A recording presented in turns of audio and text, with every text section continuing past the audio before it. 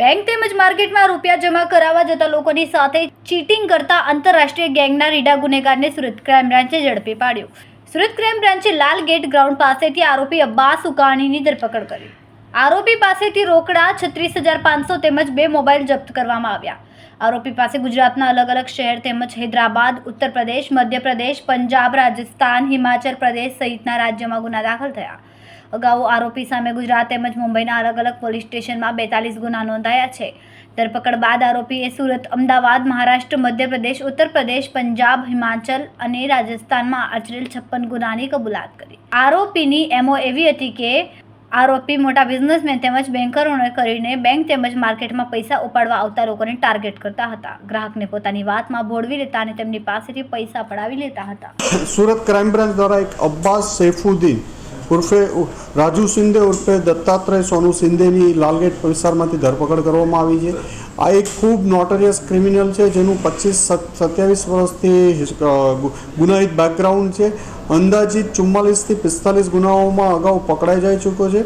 આની એમો એવી છે કે કોઈ પણ બેંક પાસે ઊભો રહેશે અને બેંકમાંથી કોઈ માને કે કોઈ માણસ 2 લાખ વિડ્રો કરે છે તો એને એવી રીતે સમજાવશે કે એના સેટનું નામ વાતોમાં જાણી લેશે, પછી કહેશે મને એમના તમારા સેટને 5 આપવાના છે તો મારી પાસે 5નું બંડલ છે, તમે આ 2 મને આપી દો, ચલો મારી સાથે લિફ્ટમાં। પછી બંને લિફ્ટમાં જશે અને લિફ્ટની સ્વિચ દબાવીને પોતે નીકળી જશે। આવી રીતે ખૂબ સ્માર્ટલી લોકોને બેવકૂફ બનાવી અને અલગ અલગ રાજ્યોમાં જે ગુજરાત, મહારાષ્ટ્ર, રાજસ્થાન, યુપી, એમપી અલગ અલગ રાજ્યોમાં 46થી વધુ ગુનાઓ દાખલમાં પહેલાં પકડાઈ જઈ ચૂક્યા છે ને અત્યારે અલગ અલગ 56 જેટલા ગુનાઓની કબૂલાત કરી છે, જેમાં 7 થી 9 જેટલા ગુનાઓમાં અમને ઓફેન્સ રજિસ્ટર પણ મળી આવ્યા છે। આ ઉપરાંત મહારાષ્ટ્રમાં પોલીસ એકવાર રેડ હેન્ડેડ જોઈ જતા પોલીસ ઉપર ગાડી ચડાવીને પણ ભાગવાનો પ્રયત્ન કરતા 307ના ગુનાઓમાં પણ પકડાઈ બાકી છે એરેસ્ટ થવાનો અને હાલમાં અલગ અલગ ગુનાઓમાં તેની પૂછપરછ કરવામાં આવી રહી છે। સુરતમાં પણ એના સુરત શહેરમાં પૂણા, કાપોદ્રા વગેરે પોલીસ સ્ટેશનોમાં 2015માં 16માં પણ વોન્ટેડ હતો। એનો જે ફૂટેજ મળ્યા હતા એમાં 16માં એક ફૂટેજમાં પણ એ વોન્ટેડ મળ્યો હતો અને 25માં પણ પૂણા પોલીસ સ્ટેશનના એક ગુનામાં એ વોન્ટેડ એનું ફૂટેજ મળી હતી। એનું સાચું નામ અબ્બાસ સૈફુદ્દીન ઉકાણી છે, ઉર્ફે પોતાને ક્યારેક રાજુ શિંદે તરીકે ઓળખાવે, ક્યારેક દત્તાત્રેય સોનુ શિંદે તરીકે ઓળખાવે છે અને ઓરિજિનલ રહેવાસી હરિદ્વાર ઉત્તરાખંડનો છે અને અલગ અલગ સુરતમાં પણ એક એનું એડ્રેસ છે, પાલઘર મહારાષ્ટ્રમાં પણ એનું એડ્રેસ છે। સુરતમાં એ અંબાવાડી, કાલીપુર, જુમ્માસાના ટેકરા સુરત શહેરમાં અહીંયા પણ એને મકાન ભાડેથી રાખીને રહેતો હોય છે।